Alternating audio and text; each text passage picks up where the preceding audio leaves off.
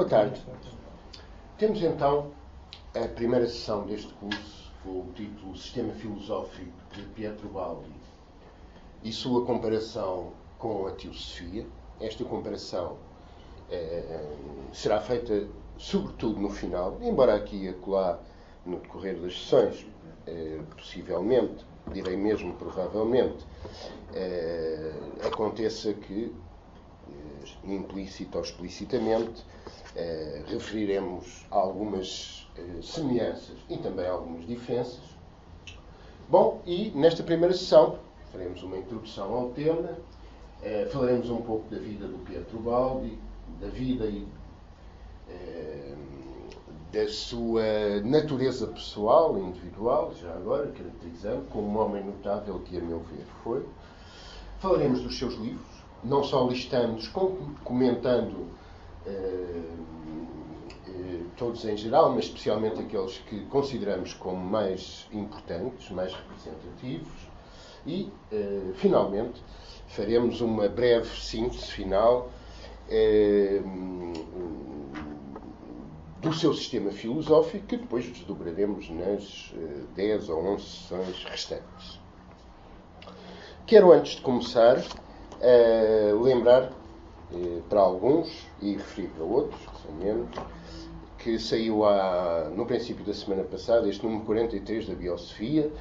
Reiteramos os nossos pedidos de desculpa pelos atrasos, se bem que não nos assiste muita culpa, como sabem, dadas as dificuldades que a tal conduzem. Mas pronto, aqui fica, com algum alívio da minha parte, dado que nunca tínhamos tido tanto tempo sem fazermos nenhuma edição. Foi um recorde indesejável, digamos assim, nestes 26 anos, quase 27, de Centro Lusitano, mas, enfim, são circunstâncias que, infelizmente e em larga medida, nos transcendem. Bom, vinha há pouco a pensar mais uma vez, tem sido um pensamento algo recorrente nos últimos tempos, acerca, desculpem o quase pleonasmo, da voragem do tempo, de como, sobretudo a partir de certa altura, a sucessão das experiências, dos acontecimentos, daquilo que vamos fazendo, experimentando, vivendo, se vão acumulando e criando às vezes uma distância muito grande, temporal, relativamente a outras vivências que nos pareceram ter sido ontem mesmo, terem sido da véspera. Estes barulhos julgo que ainda são esta moda maluca, peço desculpa se refiro a alguma suscetibilidade das como é que se chama? Das praxes universitárias. Bom, mas retomando, foi com alguma estupefação que eu me lembrei que estão quase a fazer 35 anos que eu li o primeiro livro deste autor, de que vamos falar, o Pietro Baldi. Quase 35 anos, foi no princípio de 1980. O primeiro livro que li e que considero até hoje, não era a sua opinião do próprio autor, mas que eu pessoalmente, e grande parte dos que conhecem a obra, consideramos o seu livro mais importante, que foi A Grande Síntese, e que realmente teve na altura um impacto muitíssimo forte em mim, não só pela substância da obra, como até pela sua forma, nomeadamente no início. Enfim, possivelmente falaremos disso ou na próxima ou daqui a 2 sessões. E, passados estes 35 anos, embora o curso dos meus estudos e das minhas exposições públicas tenham derivado mais para outro tipo de correntes filosóficas, predominantemente a Teosofia, como sabem, e depois, em geral, as diferentes tradições espirituais e as diferentes tradições esotéricas, mantive sempre, não só enquanto li outros livros desse autor, mas mesmo posteriormente, mantive sempre essa elevada consideração que na altura desenvolvi. Nesta mesma obra que eu acabo de mencionar, A Grande Síntese, no final, quase no final, há uma passagem em que, alegadamente, a voz ou a entidade que o inspirava, também falaremos disso daqui a pouco, diz o seguinte, no penúltimo parágrafo da obra, é mesmo acabado, depois restam 4 linhas, diz o seguinte: se daqui a anos e anos uma humanidade diversa, muito maior e melhor, volvendo o olhar para o passado, procurar esta semente, lançada com demasiada antecipação para que possa ser de pronto fecundada e compreendida, e se admirar de como tenha sido possível que ela se antecipasse assim aos tempos, tenha um pensamento de gratidão para com o ser humano que, sozinho e ignorado, levou a termo este trabalho, através do seu amor e do seu martírio. 80 anos depois de terminada esta obra, e 35 anos quase depois de eu a ler, eu tenho inteira e profundamente esse pensamento de gratidão que julgo que é inteiramente devido. O autor viveu entre 1886 e 1972. Nasceu em Itália, salvo erro no dia 18 de agosto, digo sob reserva, mas tenho ideia que foi assim, e morreu em 1972. O dia é mais fácil de fixar, visto que tem uma singularidade que só ocorre de 4 em 4 anos. Morreu no dia 29 de fevereiro deste ano de 1972. Nasceu em Itália e veio a morrer em São Vicente, no Brasil, onde se radicou. Como sabem, São Vicente é o local da portagem inicial dos portugueses no Brasil e, de facto, ele passou... hoje fui um bocadinho já depois da primeira palavra.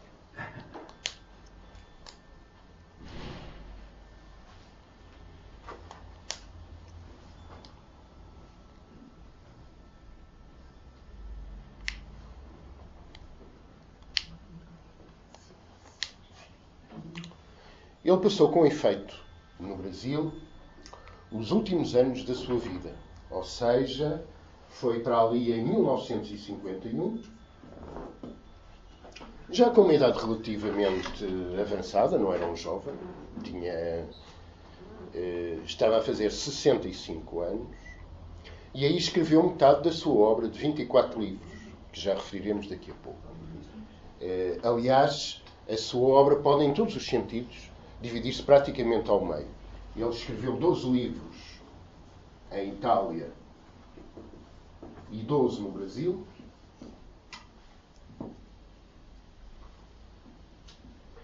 E o período de tempo é praticamente semelhante.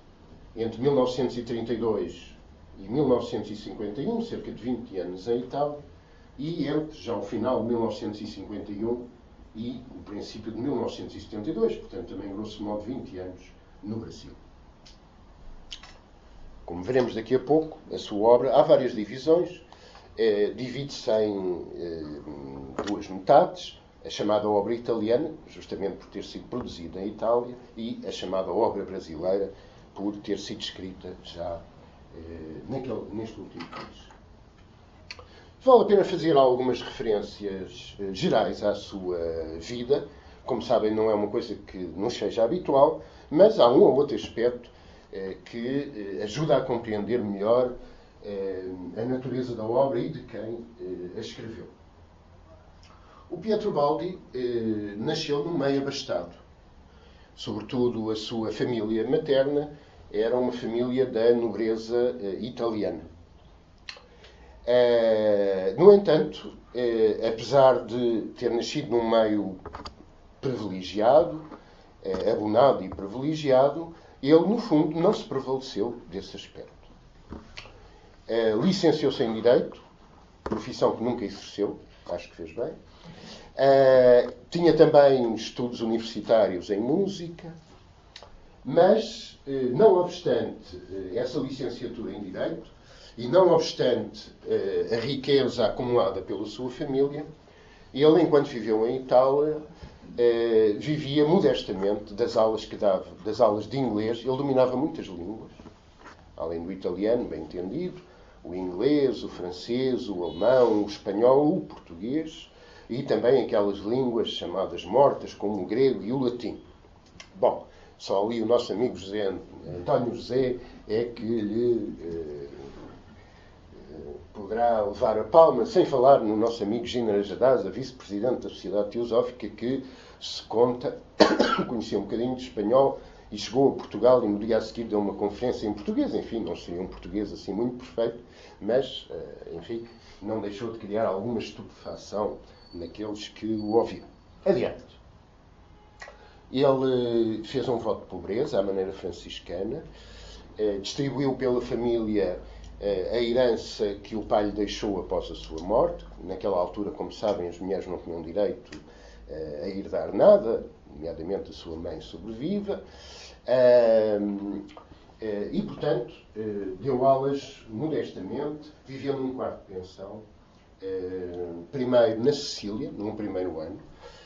Só vou referir isto por um aspecto curioso, que era o nome da escola em que deu aulas, que era a escola secundária, que hoje se chama secundária, Tommaso Campanella, o célebre autor da Cidade do Sol. E depois, na região de Gubbio, onde era natal, mais no norte de Itália, deu os outros 20 anos da sua existência, até depois ir para o Brasil. Já falaremos disso. A sua vida, ele casou relativamente cedo, mas nesse espaço teve 2 desgostos grandes. Teve uma filha que morreu aos 2 anos e teve um filho que morreu no curso da Segunda Guerra Mundial. A Segunda Guerra Mundial, aliás, curiosamente, que ele mesmo antes de começar a sua obra teve a presciência, digamos assim, de que iria acontecer e resolveu escrever ao Mussolini, que era então o manda-chuva em Itália, dizendo-lhe que estava convicto que iria haver essa guerra e tentando desencorajá-lo a nela não se imiscuir, o que este, infelizmente, para todos, até para ele, não veio a considerar como um bom conselho, quando efetivamente o seria. Bom, o Pietro Baldi tinha a típica figura que associamos a um asceta. Era um indivíduo alto, fino, delgado, contemplativo, que apreciava a solidão, que passava longas horas em solidão e em silêncio, aí tendo desde alguma tenra, desde a sua juventude, experiências místicas significativas e que, muito habitualmente, rodeavam 2 figuras pelas quais tinha especialíssima devoção: a figura do Cristo e a figura de Francisco de Assis. Evidentemente, já agora, a obra do Pietro Baldi move-se predominantemente, quase exclusivamente, mas não exclusivamente em absoluto, na ambiência cristã. Certo? O tipo de terminologia que ele usa, com exceção de uma ou outra palavra, já generalizada, aliás, no Ocidente, como karma, é uma terminologia ocidental e, sobremaneira, cristã. As suas referências devocionais são figuras do próprio Cristo ou de figuras relevantes ou menos relevantes, porventura, do cristianismo. E, aliás, enfim, parece ele e outras pessoas por ele terem tido a convicção que é irrelevante, ele, aliás, o considerou como perfeitamente irrelevante, e é apenas uma suposição, de que ele tivesse sido uma encarnação do apóstolo Pedro. Bom. Isso, no entanto, de maneira nenhuma o tornou um cristão exclusivista. Não só porque sempre acentuou a bondade essencial de todas as religiões, quando expurgadas das suas desvirtuações, embora considerando, na grande síntese, a religião cristã como a mais perfeita, como, por exemplo, no livro Problemas Atuais ou Problemas do Futuro, confesso agora que não sei exatamente se foi num, se foi no outro livro, ele, por exemplo, faz um estudo do livro tibetano dos mortos e, enfim, em termos encomiásticos, como aliás outras referências que faz ao longo da sua obra. Como sabem, a minha posição é muito mais universalista do que a referência exclusiva a uma ou outra religião, mas da mesma forma como nós valorizamos, reverenciamos as obras de grande elevação e sabedoria, sei lá, da tradição budista ou hinduísta ou outra qualquer, evidentemente devemos usar exatamente o mesmo critério para obras de idêntica qualidade dentro da tradição cristã, que, no meu ver, ele enriqueceu bastante e seria excelente se o cristianismo prevalecente no mundo fosse o do Pietro Baldi e não outros menos bem informados. Ele veio, aliás, a ver os seus livros, A Grande Síntese e a Excesso Mística, integrados no Index, que então ainda existia, e sofreu com isso. Ele não era cristão, apenas gostaria de ter-se mantido nos limites das instituições eclesiásticas. Ele nunca adotou uma atitude de desafio relativamente a isso. Queixou-se, lamentou-se, mas não mais. E, já agora, outra referência, dando um salto no tempo, já depois, no Brasil, ele veio a ser objeto da mesma rejeição pelo espiritismo kardecista, certo? Com a qual tem alguns, e apenas alguns pontos de contacto, ou seja, terminologicamente está relativamente próximo do cristianismo e do espiritismo, mas, na verdade, penso eu, conceptualmente está muito mais próximo, por exemplo, da teosofia por exemplo, das filosofias panteístas, quer do Oriente, quer do Ocidente. Bem, ele começou a receber um conjunto de mensagens de uma entidade ou de uma presença que ele nunca caracterizou muito, o que fez bem, que referia apenas como a voz ou a sua voz. E isso começou a partir de 1931, 1932, nomeadamente com um conjunto de mensagens que depois se repetiram ciclicamente e que estão reunidas no livro que tem o título Grandes Mensagens. E logo a seguir, entre 1932 e 1935, durante quase 3 anos, começou então a sua obra notável, A Grande Síntese. É possível que, através do Baldi, se tivessem derramado as noures, palavra que ele cunhou e que usou como título, aliás, do seu terceiro livro. A palavra noures, já agora, tem esta raiz. Nous e réu. Nous, o célebre nous do platonismo e neoplatonismo, pode ser traduzido de muitas maneiras: inteligência, intelecto, intuição, inteligência espiritual, pensamento sintético, e réu significa correr, certo? Portanto, as correntes noéticas.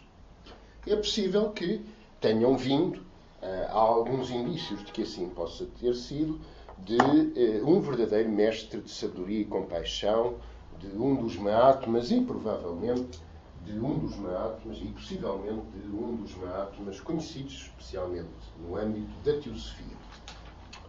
Eventualmente o mestre Kutumi. Ele conheceu vagamente a teosofia, não teve uma inspiração direta e, peço desculpa,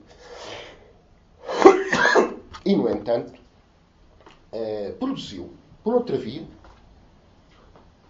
uma obra que, em muitos aspectos, como veremos, apresenta, noutra linguagem, os mesmos, ou grande parte, dos mesmos conceitos fundamentais. Continuo ainda a falar da vida de Pietro Baldi e da sua maneira de estar.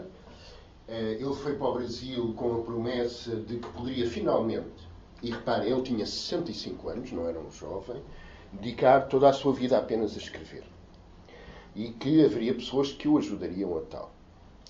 Infelizmente, grande parte dessas pessoas não cumpriram a promessa levianamente dada e ele passou por muitas dificuldades e esteve mesmo a ir morar na rua quando, providencialmente e no último momento, lhe surgiram meios para suportar essas dificuldades, tendo, no entanto, que continuar a escrever e trabalhar praticamente até ao final da sua vida.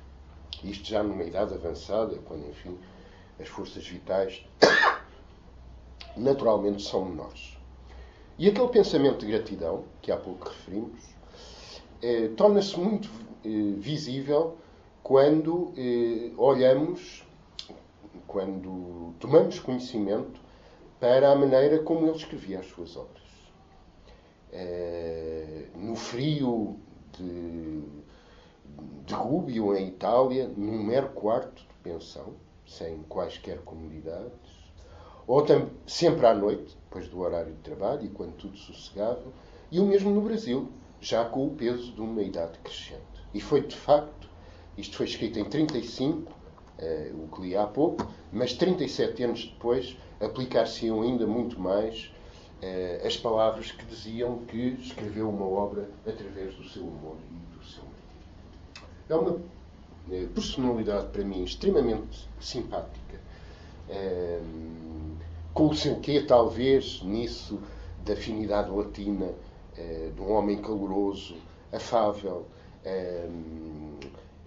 um místico natural, e alguém que, mesmo quando, à maneira, aliás, do que vemos no Cristo, do neotestamentário, que ainda quando diz aquelas palavras terríveis, por exemplo, sobre Jerusalém, envolve isso num manto de poesia e de doçura, de bondade, digamos assim, que nimbam maravilhosamente as suas palavras. Bom, e feito este bosquejo fundamental ao longo da sua vida, que já agora repartimos também aqui em duas metades. Temos cerca de 40 anos, digamos, preparatórios de maturação da sua natureza e depois outros 40 e tal anos de intensa elaboração, 24 obras com cerca de 10.000 páginas. Eu vou distribuir, neste momento, a lista completa desses livros.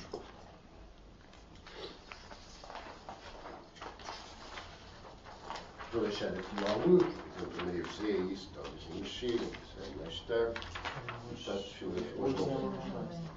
Eu estou a ver que tenho que começar a iniciar os cursos em novembro e já agora aproveito para dizer, por um lado é bom, mas oferece um problema e gostava de falar rapidamente sobre isto. Cerca de 1/3 dos inscritos assistem às aulas à distância, ou seja, ouvem as gravações. Em alguns casos, muito compreensivelmente, moram longe, na Madeira, por exemplo, enfim, não é muito fácil vir todos os dias da Madeira, cá, etc. Por dificuldades de transporte, etc. Mas gostaria de fazer um pedido para que, quando fosse possível, as pessoas venham aqui presencialmente. Não é? Eu já uma vez tive que repetir umas aulas num curso sozinho. As gravações não ficaram bem, já tinham sido dadas. Eu dei aqui 4 aulas sozinho e realmente é um bocadinho penoso. Bem, não estou sozinho, mas um certo calor humano, digamos assim, torna as aulas normalmente mais fluentes. Mas, isto sem recriminação para ninguém, como é óbvio, apenas peço que, na medida do possível, em caso de dúvida, prefiram assistir.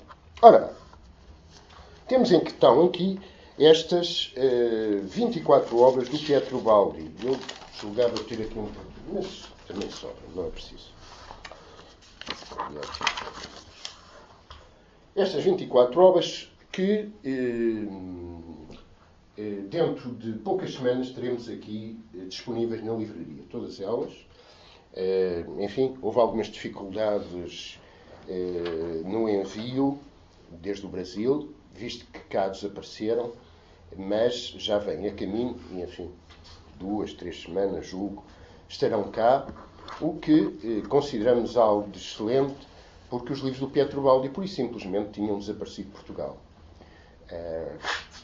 Os últimos que existiam, mesmo assim, foi o Centro Lusitano a ficar com eles, e, passados estes anos todos, voltamos a ser aqueles que têm disponíveis estas obras em Portugal e, eventualmente, também, há uma coisa a ver, para a Espanha. Ora bem, eu gostava de fazer alguns comentários, pelo menos algumas destas obras, para acentuar a importância maior ou menor de algumas delas. Mas, já agora, antes de irmos para isso, dizer que disponível, sim, está um livro que o Centro Lusitano já editou há bastantes anos, salvo erro em 1996, de um senhor chamado José Flórido, que é um estudo sobre, ou a propósito, do Pietro Baldi, e é um livro que acho que se lê muito bem. É uma pessoa que escreve de um modo muito agradável e desenvolto, e é um livro que, por todas as razões, recomendamos bastante, até como reflexão geral sobre a obra baldiana. Bom, já falei das grandes mensagens e também já falei da grande síntese. Grande síntese que pretende ser, é este o subtítulo, como podem ver, aliás, neste caso, a síntese e a solução dos problemas da ciência e do espírito. Pretende-se aqui criar uma espécie de teoria unificada do conhecimento humano. Certo? O que, já agora, pela similitude, nos remete para a conhecida, aquelas 4 conhecidas equações do Einstein, designadas por teoria geral da gravitação e teoria do campo unificado, que foram apresentadas ao mundo em 1950. Na verdade, isso mesmo estava referido na grande síntese por via inspirativa e filosófica. Esta afirmação, que parece muito ousada, e que diríamos, bem, é uma coisa que se está a tirar ao ar, foi reconhecida por cientistas como, por exemplo, um senhor muito célebre, que foi o Fermi, que foi um grande físico, que, aliás, passou os últimos anos da sua vida muito amargurado, já agora, porque ele foi um dos responsáveis pela criação da bomba atómica. Não é? Bom, temos que ver no contexto. Nisso colaboraram muitos cientistas de vanguarda, incluindo o próprio Einstein, porque no contexto aquilo que se receava era que a Alemanha nazi chegasse primeiro à produção dessa arma temível. Enfim, isso não impediu que pessoas que tenham colaborado depois não tivessem lamentado amargamente aquilo que veio a suceder. Bem, esse Fermi escreveu-lhe, entre outras figuras, dando conta da sua prioridade. Mas o próprio Einstein também se correspondeu com o Pietro Baldi. Foi-lhe oferecido alguns dos livros do Baldi, nomeadamente a Grande Síntese, e ele lá respondeu dizendo que apreciou a obra, etc., e mantiveram algum contacto epistolar. Bom, portanto, a Grande Síntese pretende, nas próprias palavras, e levar a ciência à dignidade da filosofia e da religião. Ou seja, torná-la não apenas um conhecimento frio e superficial, como por vezes é considerada, mas um conhecimento integral que una a razão à intuição e a explicação externa à vivência interna. Em seguida, refletindo sobre as suas próprias experiências, corporizadas nas duas obras anteriormente referidas, ele escreveu este livro, As Noos, em que, isto é muito importante, ele fala de um novo tipo de mediunidade, ou daquilo que, por vezes, também foi designado como ultrafania.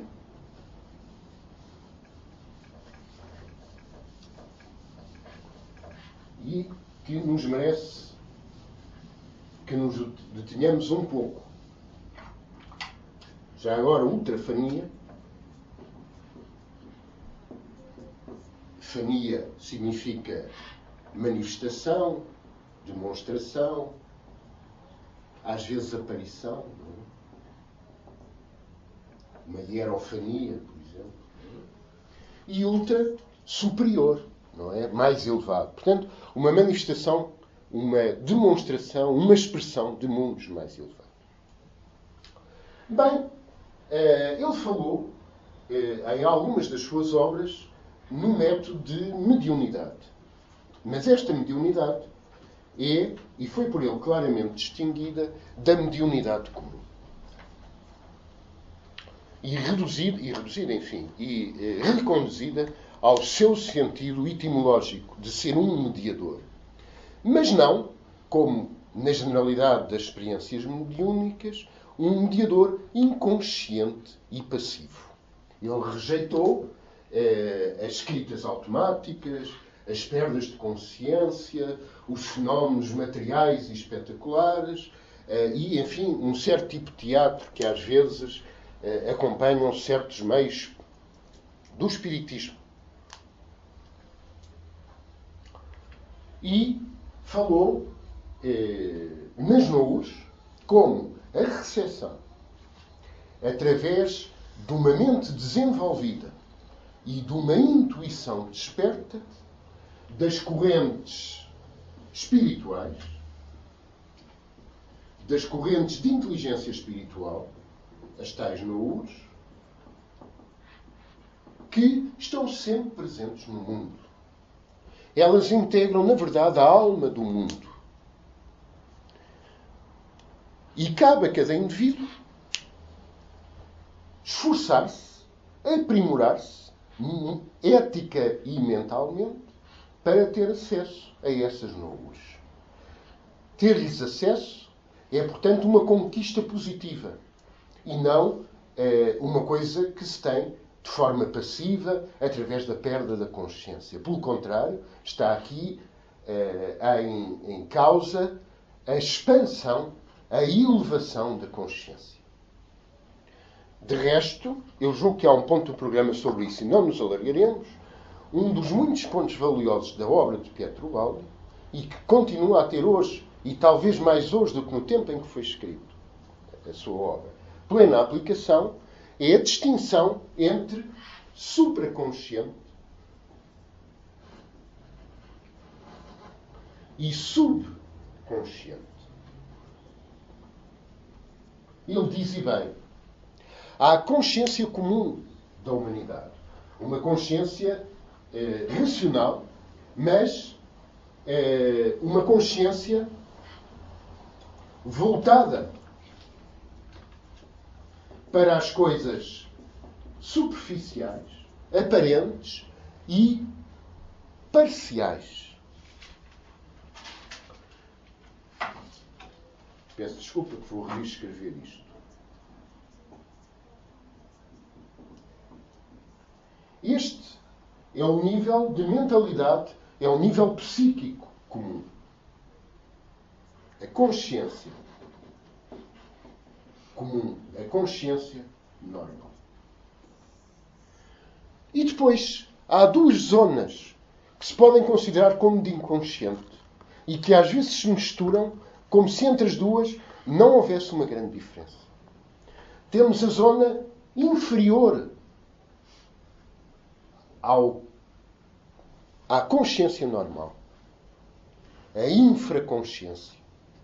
É a zona dos instintos, das tendências animais desenvolvidas no nosso percurso encarnativo através dos reinos animais e de todos os modos descontrolados de atuar. Descontrolados inferiormente. Não por ampliação de consciência, mas por adormecimento ou por, melhor, enfraquecimento da consciência mental. E depois temos o que ele chama supraconsciente, que é a zona da intuição e do espírito. Certo? Que implica um desenvolvimento mental capaz não só de levar ao contacto com essas formas superiores de consciência, como, nós haveremos voltar a ver isto, estou-me talvez a alargar demais, mas enfim, como de as interpretar corretamente. E ele aqui coloca uma coisa muito importante face à mediunidade comum. Na mediunidade comum dá-se como critério de validade das obras a pessoa ignorar tudo ou quase tudo sobre o assunto acerca do qual escreve. Certo? Dizendo-se, bem, o indivíduo não sabia nada daquilo e, portanto, não há dúvida que isto vem de uma outra entidade e, por isso, é muito valioso. Este argumento tem, pelo menos, um ponto fraco, que é a conclusão, e, por isso, é muito valioso. Porque, se porventura vier de uma entidade externa, ou parcialmente de uma entidade externa, depende, naturalmente, do valor, da sabedoria, do conhecimento, do grau de maturidade evolutiva dessa mesma entidade. Vamos aqui lembrar uma coisa que é comum tanto à Teosofia como a Pietro Baldi, que é o seguinte: um indivíduo, por desencarnar, por não ter corpo físico, não é nem mais nem menos sábio do que estando aqui fisicamente encarnado. Certo? Eu, se daqui a 5 minutos morrer, não me torno mais sábio passado 5 minutos. Eu tenho exatamente a mesma maturidade espiritual, tenho exatamente o mesmo conhecimento, o mesmo discernimento, a mesma capacidade de empatia, de simpatia com tudo e com todos que tinha 5 minutos antes. Certo? Portanto, pode estar aqui no nosso mundo um grande ser que evidentemente sabe muito mais do que um pateta qualquer, como porventura, sei lá, tantos que há, e que acabou de desencarnar. O facto de ser o assim chamado despir, coisa que na filosofia, enfim, é uma palavra que se rejeita, com esse sentido, se rejeita por inteiro, não lhe dá qualquer tipo de superioridade. Dá-lhe, quando muito, em certas circunstâncias, uma maior liberdade de deslocação. E mais nada. Mas a liberdade de deslocação não prova nada, não é? Um imbecil pode andar de avião e um grande sábio pode estar, sei lá, pode estar preso na cadeia, não é? Normalmente na cadeia supõe-se que estão-se os malandros, mas nem sempre. Às vezes, por lutarem por causas justas, já tiveram presos pessoas boas e dignas. Fiz-me entender nisto? Bom, e portanto, ele, através da reflexão sobre o seu caso e de outros casos, explica o fenómeno e propugna por esse outro método superior de inspiração. E em que, portanto, voltamos à questão da sua voz, é fundamentalmente irrelevante que se atribua à entidade externa X ou Y. Certo? É relevante o conteúdo, é isso que distingue a obra e não a fonte a quem é atribuída, e essa fonte é sempre uma fonte em que se combinam, em que se unem o polo positivo de quem inspira e o polo receptivo de quem recebe. Certo? E ele diz isto: quanto mais conhecimento, quanto mais instrumentos mentais, quanto mais cultura ou erudição tiver quem recebe, depois tanto melhor. Certo? E isto é inteiramente verdade. Certo? Quem tem um trabalho desse tipo, de instrução, tem, de certa forma, um dever, não por exibição, mas por serviço, de se dotar dos instrumentos intelectuais, culturais, etc., para expor o mais corretamente, o mais adequadamente possível e, em muitos aspectos, o mais prestigiadamente possível perante o mundo, o tipo de ensinamento, o tipo de mensagem, entre aspas, de que é veículo, de que é portador. Bom,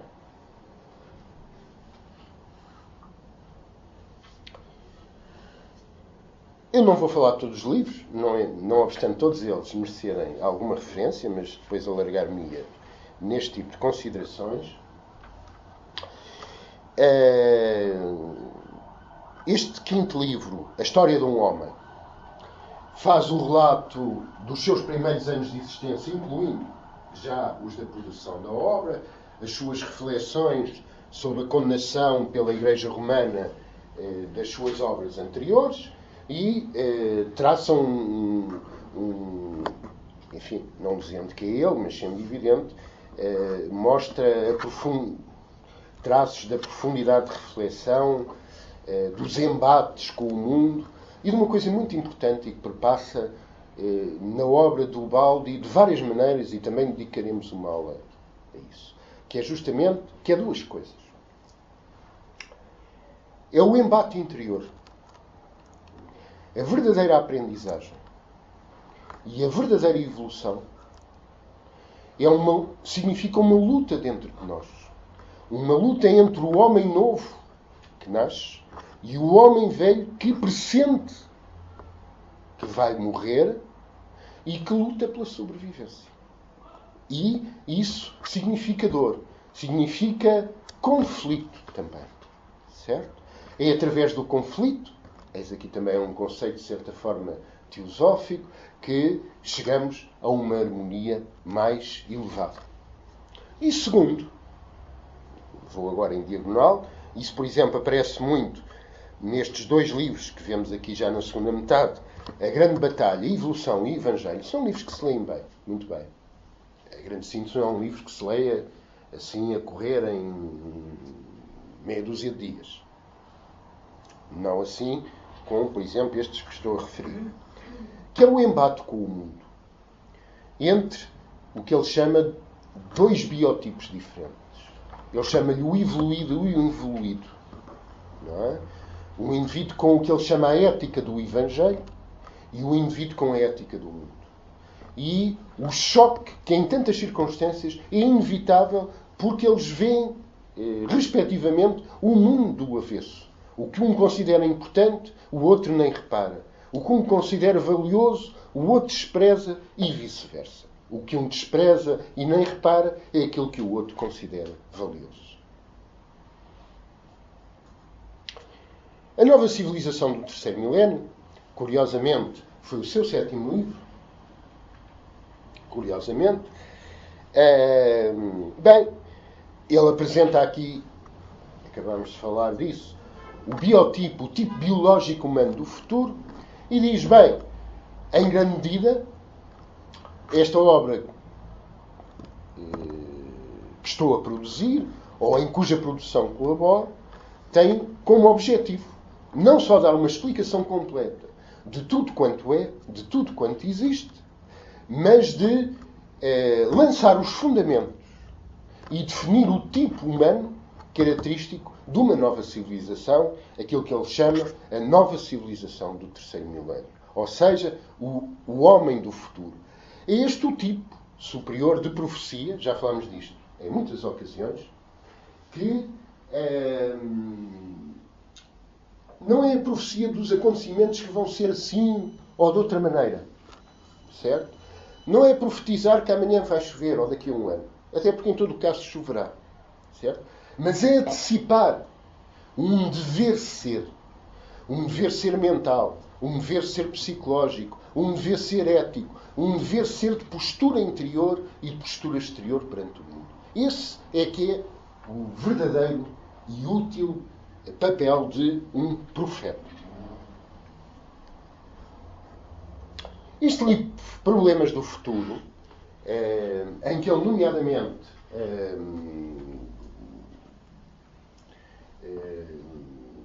discute problemas de âmbito social, económico e político, é outro dos seus grandes livros. Acho que, enfim, já agora vamos dizer o seguinte, vamos expor de outra forma. Isto é a apreciação que eu faço da obra do Baldi, não é? Temos aqui uma trindade superior. Para mim, o seu livro mais importante é A Grande Síntese. Mas juntar-lhe outros dois. Deus e o Universo, onde parámos, mas de que já falaremos, e depois o Sistema. Curiosamente, o Pietro Baldi considerava o Sistema como o seu maior livro. Toma a liberdade de não concordar, salvo o devido respeito. Depois poria, num segundo ou terceiro nível, as Nous. E depois os outros livros que eu tenho referidos, especialmente. Os Problemas do Futuro, veremos mais alguns à frente, os Fundamentos da Nova Ética, a Nova Civilização do Terceiro Milénio, e talvez também num nível equivalente aqui às Nous, a Queda e Salvação, que é um desdobramento muito bem feito, aliás, do livro O Sistema. Não sei se estou agora a ser um bocadinho confuso, mas também há aqui uma tríade a considerar. Há três livros, digamos, mais definidamente teológicos. É o Deus e o Universo, que é mais sintético. O Sistema, onde pega em conceitos, e sobretudo no conceito da queda, que está pouco desenvolvido no Sistema e o desenvolve muito mais, e depois um desdobramento ainda maior do Sistema no livro Queda e Salvação.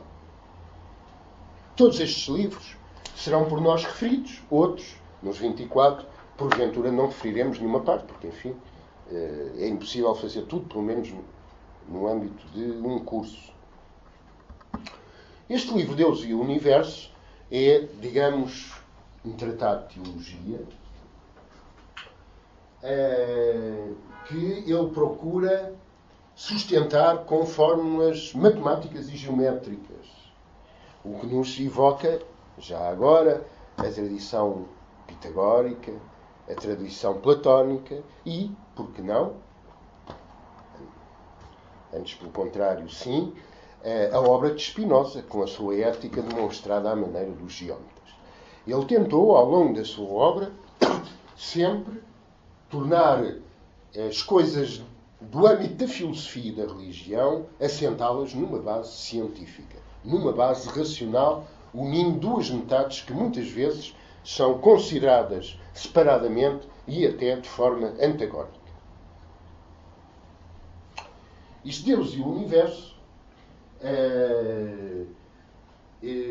retoma também, com muita acuidade, temas que já, na Grande Síntese e em outros livros anteriores a Deus e o Universo, tinham sido referidos, mas que aqui, digamos, são mais alargadamente apresentados. Decorrem naturalmente do sistema já exposto, do sistema filosófico já exposto na Grande Síntese, mas aqui são mais precisados. E, nomeadamente, a noção de que o encontro com o livro é, sobretudo, um encontro no nosso interior. Certo? Ele cita, aliás, uma frase do Santo Agostinho, do Agostinho de Hipona, que é das poucas frases compridas que eu sei em latim, que é aquela famosa frase: "Et multo laborave quaerens te est a mi, me et tu habitas in me." Ou seja, e muito me afadiguei, muito trabalhei procurando-te fora de mim, procurando-te com maiúsculas, e afinal tu habitas dentro de mim. Bom, o que decorre, naturalmente, como dissemos, da noção monista e pananteísta, não confundir com panteísmo, que, como também veremos, talvez parcialmente hoje, e depois numa sessão qualquer, que será próxima, já agora vou ver aqui o programa, será daqui a 2 sessões, o que veremos em pormenor, mas hoje ainda devemos fazer alguma referência.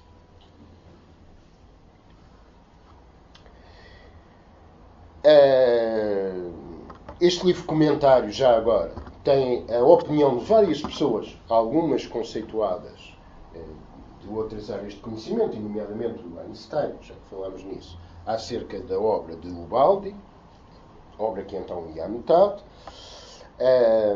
Os problemas atuais, e agora vejo, há bocado eu estava na dúvida se é os problemas do futuro ou os problemas atuais, mas agora por uma razão que não vale a pena referir, concluí que é mesmo os problemas atuais, em que ele tenta fazer uma fundamentação científica da teoria da reencarnação. E é aqui que ele recorre a outras fontes, que não as ocidentais, como as do Antigo Egito e as do distante Tibete. É outro livro notável. Depois temos o sistema de que já falamos, em que ele fala de uma queda, ou seja, de uma quebra de um sistema harmónico e perfeito primordial. Daremos uma aula sobre isso, mas temos aqui, como já vimos, ecos do velho gnosticismo de há 2000 anos, com a queda do pleroma, não é? Nas expressões filosófico-teológicas dos gnósticos, alguns cristãos, outros não cristãos, enfim, dentro daquele caldo de cultura religiosa que existiu há 2000, 2100, 1900, 1800 anos atrás, à volta do Mediterrâneo, não é? É uma coisa muito curiosa ver a importância do Mediterrâneo na formação do que chamamos cultura ocidental e, ao mesmo tempo, como meio de encontro entre o que chamamos cultura ocidental e as culturas orientais. Bom, mas vários dos grandes instrutores gnósticos de há 2000, 1800 anos, etc., falavam desses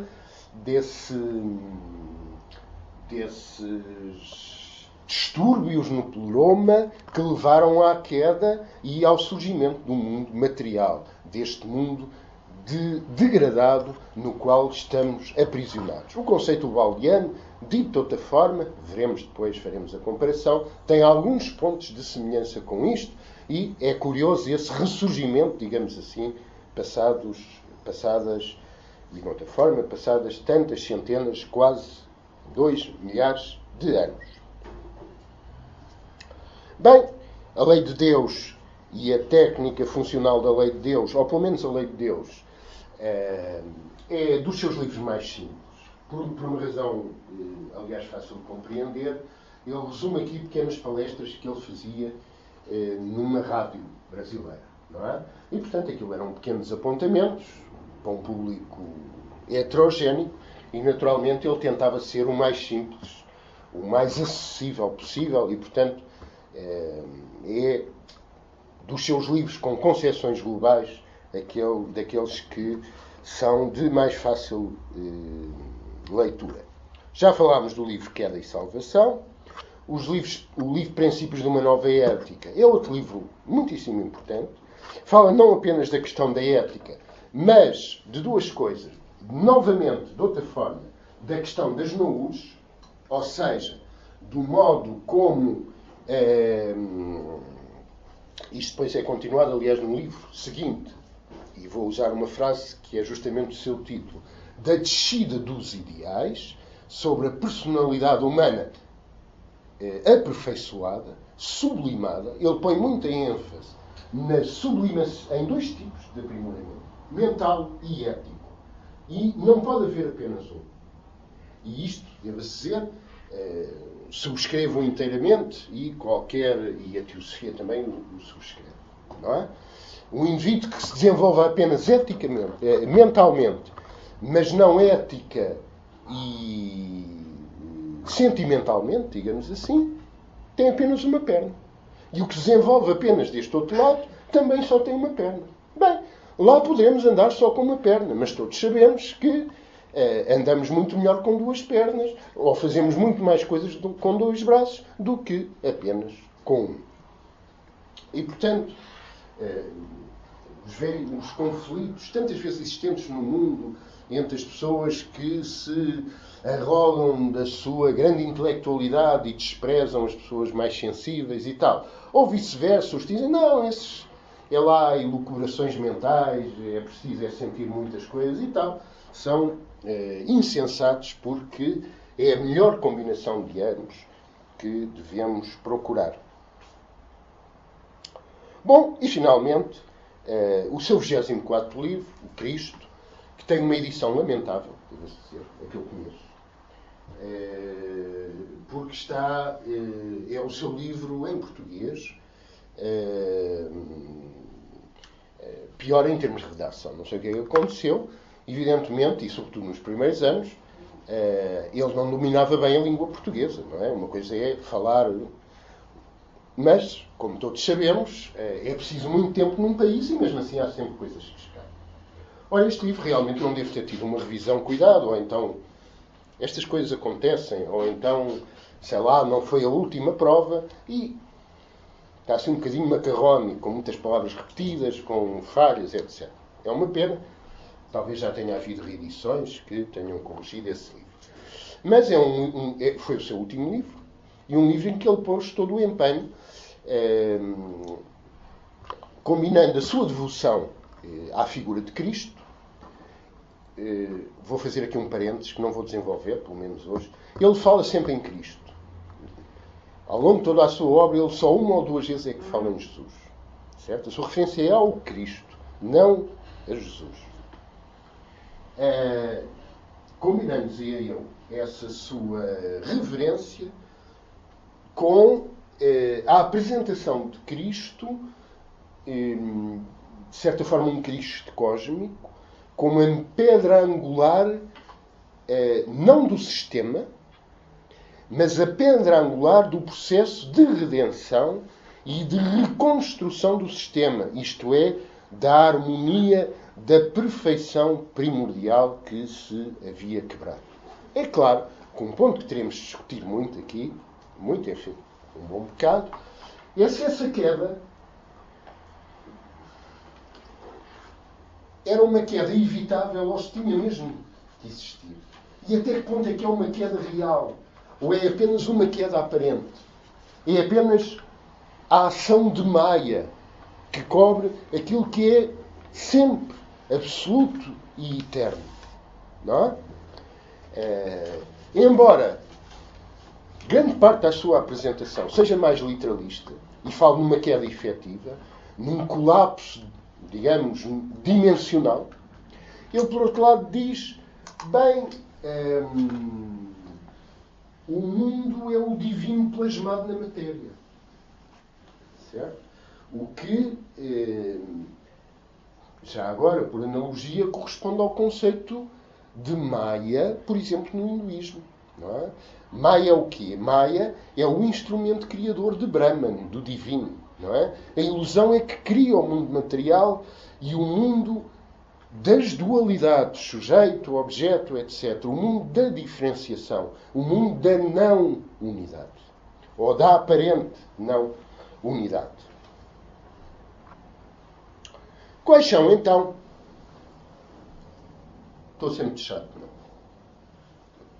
Silêncio, basicamente, é uma maneira simpática de dizer sim, tá, mas não vamos dizer que é um bocadinho desanimador. Não, mas a aula não é até às 8.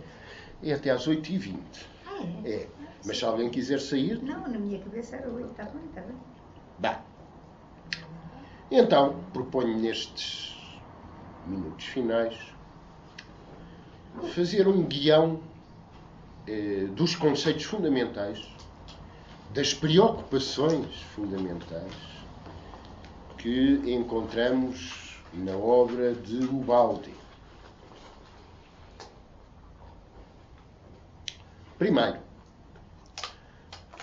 a noção de síntese. Ele procura, coisa singular na filosofia do século XX, procura uma explicação integral para tudo quanto é, combinando, mesmo, expressão sua, os fenómenos aparentemente mais dispares.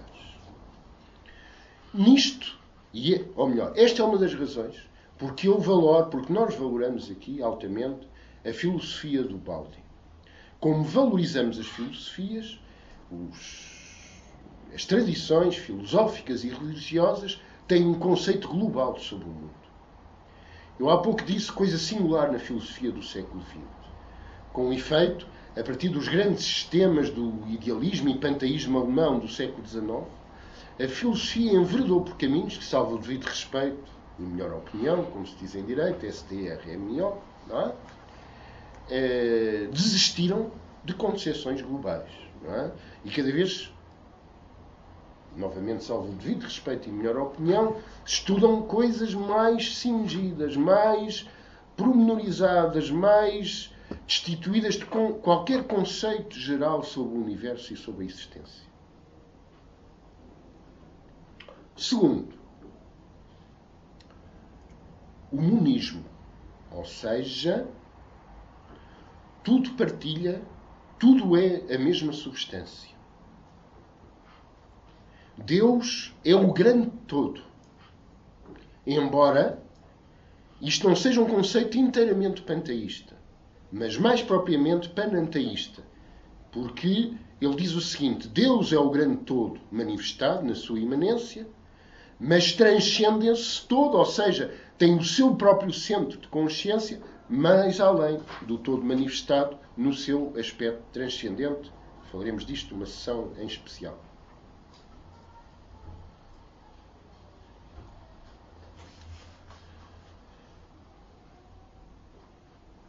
Há um ciclo evolução. Duas metades do mesmo ciclo. No ciclo involutivo de construção ou surgimento dos mundos, ou de desagregação do sistema, estes vão se tornando cada vez mais densos, cada vez mais materiais. Enquanto na segunda fase, que é a fase evolutiva, tudo e todos se vão tornando progressivamente mais subtis. Passando por três frases fundamentais.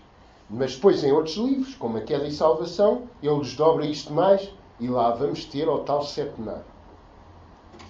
Mas isso será por outro dia. Ele diz o seguinte: três grandes fases. Fase involutiva. Começa em espírito, ou, como sabem, do ponto de vista teosófico, esta associação é um bocadinho complexa. Pensamento, ou diria eu, consciência. Depois, isto reduz-se a energia, movimento, vida, e depois a matéria. A fase, o ciclo, ou o subciclo, ou metade do ciclo ascendente é exatamente o contrário. A matéria retorna à energia e a energia subsume-se em espírito. Reparem, temos aqui, faço mais uma... Se calhar, depois não é preciso dar a última aula, não? O que nos tempos da escola era uma grande felicidade para os alunos, mas aqui é uma escola diferente, não é? Mesmo até que a matéria não se tivesse dado, não é? Bem, lembram-se de, em aulas mais definidamente sobre esoterismo teosófico, nós falarmos na triunidade, que é o quê? Lembram-se? Consciência, vida e substância ou matéria. Lembram-se? Nomeadamente quando falámos do ilusionismo. Tudo é consciente, tudo é vivo, tudo é substância. E reparem, é isto que encontramos aqui. E naturalmente ele conclui o seguinte: em tudo quanto existe, seja numa pedra ou até num átomo, numa pedra, num vegetal, num animal, num ser humano, num anjo ou num arcanjo, ou no ser mais glorioso que podemos imaginar, há matéria Há vida, movimento, energia e há espírito ou consciência. Se bem que, obviamente, em proporções diferentes. Evidentemente, no mineral, este aspecto material está muito acentuado, está reduzido o aspecto vida e energia, ainda mais reduzido o aspecto espiritual. E dispenso-me agora de ver as várias movimentações que podemos fazer para cima ou para baixo. Bom, a evolução é um progresso, é um processo de sucessivas reidentificações, de sucessivas reconstruções do sistema ou da unidade. E ele aqui não, nos livros que escreveu, a este propósito, ele apresenta um conceito magnífico, que mais uma vez concorda plenamente, dito de outra forma, com os conceitos do esoterismo teosófico, rosacruciano, etc. Que é a questão das unidades coletivas. À medida que se vai progredindo na fase evolutiva, cada unidade de vida vai subsumindo-se em unidades maiores. Certo? As várias vidas atómicas subsumem-se num corpo. Certo? Curiosamente, já depois do princípio, pelo menos, da obra do Pietro Balbo, surgiram, por exemplo, a teoria de Gaia, ou a noção de que há uma consciência coletiva da humanidade. O ser humano integra um todo, uma unidade coletiva maior que a humanidade. E todos os seres do nosso planeta Terra, que não é apenas um calhau, tal terceiro ou quarto a contar do Sol, formam um ser vivo, com uma consciência unitária, da qual nos vamos aproximando progressivamente. Certo? E, portanto, o sistema é uma consciência una, o grande todo é uma consciência una, mas integrada, participada, desdobrada por todas as unidades menores, vidas dentro de vidas, universos dentro de universos. E isto corresponde a dois princípios do ocultismo teosófico. A saber, tudo quanto existe, existe num ser maior. E segundo, a questão das hierarquias criadoras. Certo? Nós atuamos no seio de uma hierarquia, todos os seres têm o seu lugar numa particular hierarquia, e o conjunto de todas as hierarquias é que formam e dirigem o cosmos manifestado. Já estou aqui a chegar àquela fase da aula em que eu começo a sentir o tempo a fugir-me debaixo dos pés. E, portanto, eu não sei se hei de ler aquilo com que gostava de terminar, que é um trecho muito, muito belo, eu se calhar vou ler apenas algumas partes, que ele dirigiu aos brasileiros, quando estava no processo. Vamos lá ver, ele vai ao Brasil primeiro, faz lá uma série de conferências, volta em Itália, tocou muito a terra brasileira e está ali naquele processo, se calhar vou para lá viver, está ali uns tempos, no talvez vá. E nessa altura ele dirige uma mensagem particularmente aos irmãos brasileiros, mas não é relevante os destinatários. Eu vou ler algumas partes porque julgo que falam por si e pelas palavras, pela mão do próprio autor, sobre a sua natureza e sobre o alcance que ele pretendeu para a obra. Apresento-me como homem. É que a entidade que me inspira e toda me domina, pensamento e ação, deve ter um seu expoente terrestre que assuma todo o peso da luta e da responsabilidade. Todo a si mesmo se exponha, moral e fisicamente, aos perigos de uma realização novíssima, à fadiga que cada grande conquista e progresso impõe, à atenção necessária para superar todos os obstáculos. Tal eu sou, e assim tomo posição hoje ao ingressar na vida pública. Não possuo mais nada além do meu trabalho para viver e a minha obra para triunfar no bem.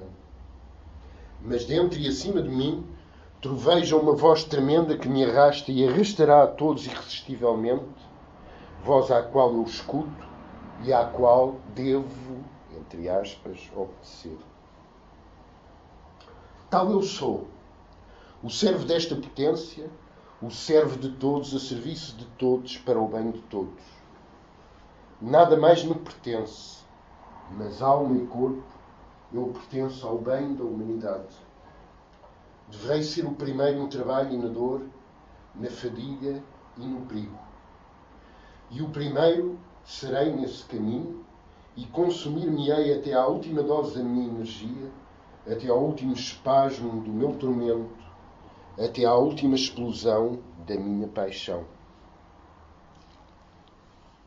Sou fraco, culpado e indigno, mas não tenho força para sufocar esta voz que quer explodir e falar ao mundo, arrastar os povos, sacudir os potentados, convencer os doutos e a todos levar para uma vida de bem e de felicidade. Estremeço e choro ao escrever estas palavras. É o sinal indubitável de que ele, o meu espírito, a sua voz, está perto e me faz escrever coisas que são incríveis. Salto algumas partes. A emoção profunda que me invade, falando-vos. O espasmo de paixão que me arrasta. A tempestade que bate no meu coração, a cada palavra, não se medem nem calculam. Mas julgo que vós o percebeis. E o percebeis a tão grande distância de tempo e de espaço. As lágrimas que me comovem enquanto escrevo e que caem sobre esta carta ressurgirão destas palavras e marejarão os vossos olhos ao lê-las e vós direis irresistivelmente: é verdade. E essas palavras comoverão e arrastarão através dos anos almas que as lerão e como vós irão também dizer irresistivelmente: é verdade. Porque a força que me arrasta vos arrasta. A paixão que me acende vos acende e a todos nos unes num esforço, numa tensão e fadiga comum para o bem. É assim grande e bela esta felicidade sem limites, de nos sentirmos todos como irmãos, profundamente irmãos, a escutar esta maravilhosa voz que a todos nos alimenta, descida do infinito. É doce, assim, de pormos perante ela as tristes armas da rivalidade e da competição, que nos oprimem e nos amarguram a vida. É assim grandioso sentirmos todos unidos numa humanidade, organismo compacto, não mais como pobres seres isolados no mundo inimigo, mas como cidadãos de um grande universo, onde cada ato tem uma finalidade, onde cada vida é uma missão. E depois termina com um salto grande. Almas distantes, que tudo tendes compreendido, distantes no espaço, mas bem perto do coração, o meu amplexo vos chega, poderoso, profundo, imenso, como eu o sinto agora, nesta solidão montanhosa de Gúlguio, no mais profundo silêncio da noite, com a minha alma nua perante o Cristo, cujo olhar me penetra, me envolve, me vence, me humilha como o último dos homens, qual eu sou. Peço-vos, pela piedade que vos pode inclinar para o mais fraco e menor dos seres, me ajudeis a compreender este mistério tremendo que se me defronta, que me ajudeis a desempenhar esta obra imensa, da qual não percebo os confins. E pronto, termina assim. São palavras tão belas. Isto está no início da grande síntese, numa introdução. Eu fotocopiarei e vou pedir uma coisa antes de ir embora. Pode ser uma destas folhas que sobrou. Que é o costume, que é porem o vosso... O costume, enfim, que é porem o vosso nome e e-mail para enviar material ou qualquer aviso que seja necessário. E bom, não sei se há alguma pergunta que queiram fazer. Se não houver, e depois de preencher isto, quem quiser, porque se faz voluntariamente. Mas eu quero tudo junto num papel, que assim eu crio lá logo um e-mail, depois tenho que andar a buscar e esqueço. Se não se importa. E cá estaremos então na próxima semana. Até lá, me despedindo. Espero ter sido suficientemente claro. Como disse, hoje é apenas uma introdução. Era apenas uma introdução que se pretendia. E entraremos então mais nos domínios de exposição do sistema do Bowlby a partir da próxima sessão. Muito obrigado a todos. Obrigada, boa noite. Até para a semana. Até para a semana. Não sei se... Paulo. Não podes ligar.